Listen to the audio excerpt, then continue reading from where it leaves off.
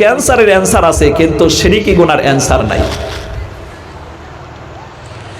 আল্লাহ রাব্বুল আলামিন বলেন, ওরা যখন গুনাহ ক্ষমা পাবে না যাবে কোথায়? ৬ষ্ঠ নম্বর পারা আপনি বের করলে সূরা আল মাইদা ১২০টা আয়াতের ভিতরে এ হচ্ছে ৭৩-৭২ নম্বর আয়াত। ইন্নাহু মান ইউশরিক বিল্লাহি ফাকাদ হারামাল্লাহু আলাইহিল জান্নাতা ওয়া মাওয়াহুন নার ওয়া মা লিয-যালিমিনা মিন আনসার। আল্লাহ রাব্বুল আলামিন বলেন, এই ব্যক্তিরা শিরকি গুনাহে যারা লিপ্ত হয়ে মৃত্যুবরণ করবে, আমি আল্লাহ পাক তাদেরকে ক্ষমা তো করবই না, আমি আল্লাহ পাক তাদের জন্য জান্নাতকে হারাম করে দেব, জাহান্নাম তাদের জন্য ওপেন করে দেব, আর কিয়ামতে তারা কোনো সাহায্যকারী তালাশ করে পাবে না। এজন্য মুশরিকি গুনাহ থেকে আমাদেরকে বাঁচতে হবে, আমাদের সন্তানদেরকেও বাঁচাতে হবে। হযরতে লোকমান আলাইহিস সালাম কোরআনে কারীমের ভিতরে সূরা লোকমান বলে একটা সূরা পেয়ে যাবেন, টোটাল আয়াত হলো 34টা, 12-13 আয়াত স্টাডি করলে ওয়ালাকাদ আতাইনা লুকমানাল হিকমাতা আনিশকুর লিল্লাহ ওয়া মান ইয়াশকুর ফা ইন্নামা ইয়াশকুরু লিনাফসি ওয়া মান কাফারা ফা ইন্নাল্লাহা গানিয়্যুন হামিদ। আল্লাহ পাক বলেন, আমি লোকমানকে হিকমত দান করেছিলাম। এখানে হিকমত দিয়া মতলব হলো আল্লাহর কোরআন এবং হাদিসের জ্ঞান, কমন সেন্স আল্লাহ পাক দান করেছিলেন। যখন মানুষ কমন সেন্স পায়, ওই আল্লাহকে ভুলে না, আল্লাহকে চিনতে পারে, আল্লাহ রাব্বুল আলামিনের বরত্ব সম্পর্কে তার ভিতরে জ্ঞান চলে আসে। কথা বলুন ঠিক কিনা? লিল্লাহি তাকবীর। আল্লাহ পাকের নৈকট্য প্রাপ্তর দিকে এবং আল্লাহ পাকের সৃষ্টি জগতের দিকে তাকালে তখন সে আল্লাহকে খুঁজে খুঁজে বের করতে পারে যে এই সবগুলোর সৃষ্টি হচ্ছেন আল্লাহ পাক। ওই আল্লাহ পাকের প্রতি বিশ্বাস স্থাপন করে আমাকে তাওহীদের ভিতরে ঢুকতে হবে। জোরে কন্না সুবহানাল্লাহ।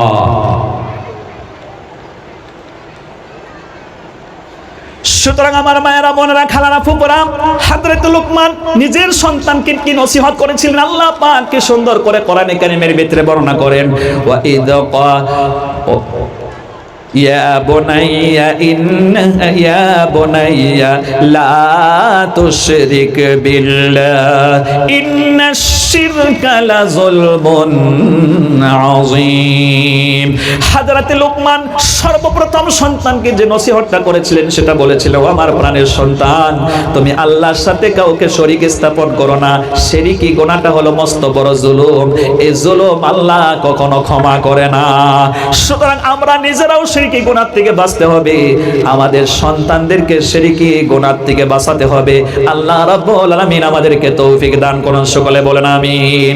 তো আপনি শিরকি গুনাহ থেকে নিজে বাঁচবেন, সন্তানকে বাঁচাবেন। কেমনে বাঁচাবেন? আমার মতন একজন হুজুর যদি বলে, ওই যে আমাদের আসামে মুস্তাফা কামাল আজহারি ভণ্ড, সে বলে মুসলমানেরা নাকি দুর্গা পূজায় যাওয়া লাগবে। এখন সেই যদি এই কথা বলে, আপনারা তো বিভ্রান্ত হবেন। আপনাদের তো কোরআন হাদিসের নলেজ নেই, জ্ঞান নেই। তো আমার মতন এক মৌলানা সাহেব যদি বলে ফেলে যে না, মুসলমানরা দুর্গা পূজায় যাবে, হিন্দুদের পূজা মণ্ডপে গিয়ে তারা সেখানে উল্লাস করবে, আনন্দ করবে, মূর্তি পূজা করবে, এই বক্তব্য যদি একজন আলিম নামের জালিমের মুখ থেকে শোনেন, তাহলে আপনারা অবশ্যই বিভ্রান্ত হবেন। কথা বলে ঠিক কিনা? কোরআনে কারীম যখন আপনি স্টাডি করবেন, 1 নাম্বার পারার ভিতরে সূরা বাকারা 286টি আয়াতের হচ্ছে 140 নাম্বার আয়াত। এরকম জালিম আলিমের বিরুদ্ধে আল্লাহ পাক আজ থেকে 1500 বছর আগে বক্তব্য দিয়ে গেছেন। ওয়ামান আযলামু দিয়ে রেখেছেন আল্লাহ রাব্বুল আলামিন বলেন, ওয়ামান আযলামু মিম্মান কাতাবা শাহাদাতান ইনদাহু মিনাল্লাহ। আল্লাহ পাক বলেন, ওর চাইতে বড় জালিমকে, যিনি কি মানুষকে আল্লাহ রাব্বুল আলামিনের ফতোয়াটাকে লুকাইয়া দিয়া জনগণকে খুশি করার জন্য, হিন্দুদেরকে খুশি করার জন্য, আরএসএস কে খুশি করার জন্য কে বলে, পাশাপাশি আমার বান্দগণ হিন্দুদেরকে খুশি করার জন্য, আরএসএস কে খুশি করার জন্য মুস্তাফা কামাল আজহারি বলে যে তোমরা দুর্গা পূজায় যেতে হবে। অথচ আল্লাহ পাক বলছেন এমনটা আল্লাহ পাকের পক্ষ থেকে কোনো ফতোয়া আসে নাই। বরং মুসলমান মূর্তি পূজা তো করবেই না, মূর্তি পূজাকে সাপোর্ট পর্যন্ত করতে পারবে না। দলিল কোরআনে কারীম যখন আপনি স্টাডি করবেন, সূরা ইয়াসিনের পর একটা সূরা পেয়ে যাবেন। এই সূরাটা যখন আপনি স্টাডি করবেন 182টা আয়াত আছে। সূরার নাম হলো সফফাত। মুসলমানরা ঐক্যবদ্ধ হয়ে কাতারের মধ্যে দাঁড়িয়ে শিরকি গুনার বিরুদ্ধে তারা সংগ্রাম করবে, লড়াই করবে, ওটাকে বরং সাপোর্টই করবে না। হযরত ইব্রাহিম নবীর কাছ থেকে আপনি সবক নেন। কোন সুবহানাল্লাহ। জগানি লাগানে কে লিয়ে এই দুনিয়া नहीं है, जगह दी लगाने के लिए ये दुनिया नहीं है, इबरत की जा है तमाशा नहीं है। सुबहानाल्लाह। এই পৃথিবী খেল তামাশার জায়গা নাই। দেখো, শিখো, উপদেশ গ্রহণ করো। হযরত ইব্রাহিম আলাইহিস সালাম কেউ ওর জাতির সঙ্গীরা এবং বাবা সহ সকলেই ধরছে, চলো মেলায় চলে যাই, ওইখানে মূর্তি পূজা করা লাগবে, মূর্তি পূজার সম্মুখে নজরানা পেশ করতে হবে। হযরত ইব্রাহিম আলাইহিস সালাম একটু ভাবনা চিন্তা করলেন। কন্যা সুবহানাল্লাহ। একটু ভাবনা চিন্তা করে আকাশের দিকে তাকাইছে। এই কথা কোরআন শরীফে এসেছে। আয়াত সংখ্যা এই সূরায় 23 নাম্বার পারায় সূরা ইয়াসিনের পরে যে সূরাটা, সূরা সফফাত 182টা আয়াতের ভিতরেতে আয়াত সংখ্যা 88, 89 এবং 90 নম্বর আয়াত। আল্লাহ পাক বলেন, فنظر نظرة في النجوم فقال إني سقيم। তিনি একটু আকাশের দিকে তাকালেন, তারকারাজির দিকে একটু তাকিয়ে একটু ভাবনা চিন্তা করে তিনি তারপরে নিচের দিকে তাকিয়ে উপস্থিত ব্যক্তিদেরকে বললেন, যারা মেলায় নিয়ে যাবে, মূর্তি পূজা করার জন্য নিয়ে যাওয়ার জন্য প্রস্তুতি নিয়েছেন, তখন তিনি বললেন, আমি হলাম অসুস্থ, আমি তোমাদের সঙ্গে হতে পারবো না। এখানে মুফাসসিরিন কেরাম লিখেছেন, ওই সময় হযরত ইব্রাহিম আলাইহিস সালাম শারীরিকভাবে সুস্থ ছিলেন। এখন তাহলে কথাটা কেমন হলো? নবীরা তো কখনো মিথ্যে কথা বলে না। তিনি শারীরিকভাবে অসুস্থ নয়, সুস্থ ছিলেন, কিন্তু আকাশের দিকে তাকিয়ে তিনি বলেন, আমি অসুস্থ, আমি যেতে পারবো না। এখানে অসুস্থ দিয়ে কি মতলব? অসুস্থ হচ্ছে আমরা দিলের ভিতরে আমাদের একটা বেমার আছে, এই রোগে আমরা সকলেই আক্রান্ত। কোরআনে কারীম যখন আপনি স্টাডি করবেন 1 নাম্বার পারার ভিতরে আপনি পেয়ে যাবেন 10 নম্বর আয়াত। সূরা বাকারার ভিতরে এসেছে, ফি কুলুবিহিম মারাদুন ফাযাদাহুমুল্লাহু মারাদা। আল্লাহ পাক বলেন, তারা অসুস্থ, তাদের দিল আছে অসুস্থ। এই অসুস্থতার ট্রিটমেন্ট না করা হলে দিনে দিনে দিন বাড়তেই থাকে, বেমার বাড়তেই থাকে। হযরত ইব্রাহিম আলাইহিস সালাম এখানে যে অসুস্থর কথা বললেন, যে আমি অসুস্থ হলো আমার কলবের দিক দিয়ে আমি অসুস্থ, এখন আমি আল্লাহ রাব্বুল আলামিনকে খোঁজার জন্য চেষ্টা করছি। কার ইবাদত করতে হবে আমি খোঁজার চেষ্টা করছি। ওই আল্লাহর ইবাদত করে আমি আমার দিলকে সুস্থ করতে হবে। কথা বলুন ঠিক কিনা? কোরআনে কারীম যখন আপনি স্টাডি করবেন সূরা আর-রাদ, ওইখানের ভিতরে আপনি ঢুকলে ওখানে বলা হয়েছে, আলা বিযিকরিল্লাহি তাতমাইন্নুল কুলুব। আল্লাহ পাক বলেন, তোমার দিলটা আল্লাহ পাকের স্মরণ, জিকির, ঈমান দিয়ে পরিপূর্ণ হলে ওই রূহটা সুস্থ হতে পারে, দিলটা সুস্থ হতে পারে, নাইলে আমরা সকলেই অসুস্থ। কথা বলেন ঠিক না? কবি বলেছিলেন, মুঝে ये डर है कि दिले जिंदा तो ना मर जाए, मुझे ये डर है कि दिले जिंदा तो ना मर जाए, जिंदगानी इबारत है तेरे जीने से। ওই আমার আত্মা, তুই যেন মরে না যাস। তুই যদি আল্লাহকে চিনতে না পারিস, আল্লাহর ইবাদত করতে না পারিস, আল্লাহ রাব্বুল আলামিনের ফরমাবরদার হতে না পারিস, তাইলে তো তুই মরেই গেলি। সুতরাং বলছিলাম, কবি কি সুন্দর করে বললেন, দিল তুই যেন মরে না যাস, আল্লাহকে চিনতে না পারলে তুই তো মরেই গেলি। কোরআনে কারীম এবার শোনেন, কবির কথা শুনলে এবার কোরআন শরীফের কথা শোনেন। 9 নাম্বার পারা আপনি বের করবেন। আপনারা নিচুতে আছেন, আমরা উঁচুতে আছি। একটা অধ্যায় আছে সূরা আল আরাফ 206টা আয়াতের 179 নাম্বার আয়াতটা একটু টেস্ট করুন।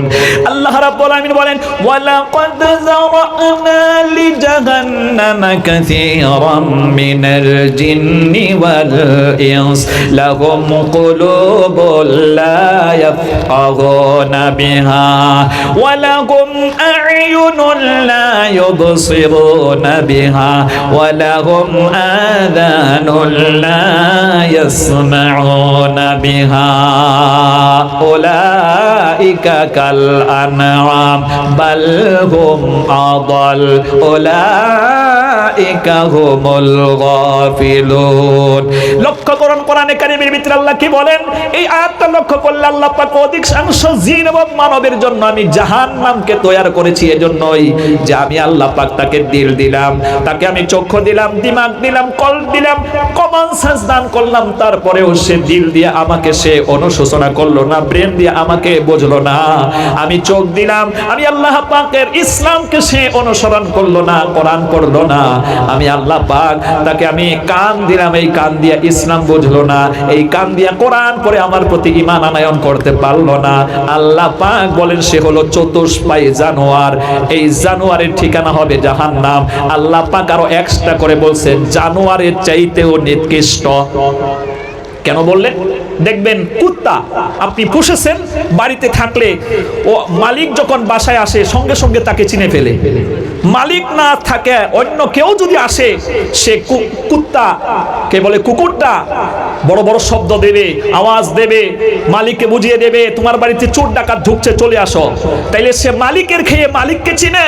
আর এই পৃথিবীর কিছু নাস্তিক, কিছু মুরতাদ, কিছু মুশরিক যে আল্লাহ রাব্বুল আলামিন সব কিছু দিয়েছেন, সব বক্ষণ করছে, আল্লাহর জমিনে থাকছে, ওই আল্লাহকেই সে চিনতে পারলো না, ওই আল্লাহর সাথে শরীক স্থাপন করলো, ওই আল্লাহকে অস্বীকার করলো, ও হলো কুকুরের চাইতেও নিকৃষ্ট। ওদের জন্যই আল্লাহ জাহান্নাম তৈরি করে রেখেছেন। কথা বলো ঠিক কিনা? সুতরাং এজন্য মুসলিম সম্প্রদায় মূর্তির সাথে কোনো সম্পর্ক করতে পারে না।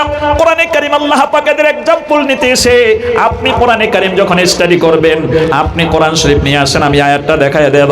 17 নম্বর পারা হিফজে কোরআন 20 নম্বর পেজের ভিতরে সূরা কে বলে সূরা আল হজের 78টা আয়াতের 73 নম্বর আয়াতে আল্লাহ পাক বলেন, ইয়া আইয়ুহান নাসু দুরিবা মাসালুন ফাসতামিউ লা ইন্নাল্লাযীনা তাদউনা মিন দুনিল্লাহি লা ইয়াখলুকু যুবাবাও ওয়া লাউ ইজতামাউ লা ইলা আখিরি আয়াত। আল্লাহ পাক বলেন, ও কিতাব বিশ্বের মানব মণ্ডলী, আমি আল্লাহ পাকের কাছ থেকে একটা এক্সাম্পল তোমরা গ্রহণ করো। তোমরা আল্লাহকে বাদ দিয়ে যাদের পূজা অর্চনা করো, ওই মূর্তিগুলা যে বানাও 8টা 10টা করে হাত তাদের তৈরি করা হয়। আল্লাহ পাক বলেন, এত তোমরা মনে করো ওদের ক্ষমতা তোমরা মনে করো, কিন্তু আসলে তো নেই, জিরো পাওয়ার। ওরা একটা মাছিও বানাতে সক্ষম নয়, বরং ওদের নাকের ডগায় যখন নজরানা দেওয়া হয়, দুধ কলা ভরিয়ে দেওয়া হয়, ওই নাকের ডগায় বসে মাছি দুধ খেয়ে পেশাব করে যায়, পায়খানা করে যায়, ওকেও তাড়ানো সক্ষম হয় না। কথা বলেন ঠিক কিনা? সুতরাং তোমরা নিজেরা দুর্বল, আবার দুর্বলের কাছে চলে গেলে অতএব তোমরা কিছুই তার কাছ থেকে তোমরা পাবে না। ওখান থেকে তোমরা ফেরত চলে এসে আমি আল্লাহর প্রতি দিও বিশ্বাস স্থাপন করো, আর আমাকে ডাকতে থাকো, আমি তোমাদের ডাকে সাড়া দিয়ে দেব। কোন সুবহানাল্লাহ। কোরআনে কারীমের ভিতরে আমাকে বলা হচ্ছে সূরা ইখলাসের তাফসীর করি 2 নম্বর আয়াত, আল্লাহুস সামাদ, আল্লাহ পাক বেনিয়াজ বেপরোয়া। এই সমাজ শব্দের বিপরীত একটা শব্দ আছে, ওর নাম হলো সনাম। সনাম মানে হলো মূর্তি, আর সমাদ হলো পাওয়ার ওয়ালা আল্লাহ। ডিফারেন্স না? হাদিসের ভিতরে যে বিশ্ব নবীর কাছে একজন ব্যক্তি এসে বলতেছে, সে যে মূর্তি পূজা করত, একটা মূর্তি নিয়ে ওর হাত নাই পা নাই ভাঙ্গা আছাড় মেরেছিল। তারপরে নবীজির কাছে এসে বলল যে হুজুর, আজকে আমার এর আসলতা বিশালতা ধরা পড়েছে, এই যে কত পাওয়ারের আমি বুঝে ফেলেছি, আমি আজকে ইসলাম কবুল করতে চাই। কোন সুবহানাল্লাহ। বিশ্বনবী তখন জিজ্ঞেস করলেন, কেমনে করে তুমি হেদায়েত পেলে যে তুমি মুসলমান হয়ে যাবে, ইসলাম কবুল করবে? তখন বলল, আমি আমাদের বাপ দাদার আকীদা অনুযায়ী এই মূর্তিকেই আমি রব বলে মেনে নিয়েছিলাম, এই মূর্তি আমার রব, এই মূর্তি আমার সব, এটা আমি ভেবেছিলাম। নাউজুবিল্লাহ। অথচ আল্লাহ আমাদের রব, আল্লাহ আমাদের সব। কথা বলুন ঠিক কিনা? লিল্লাহি তাকবীর।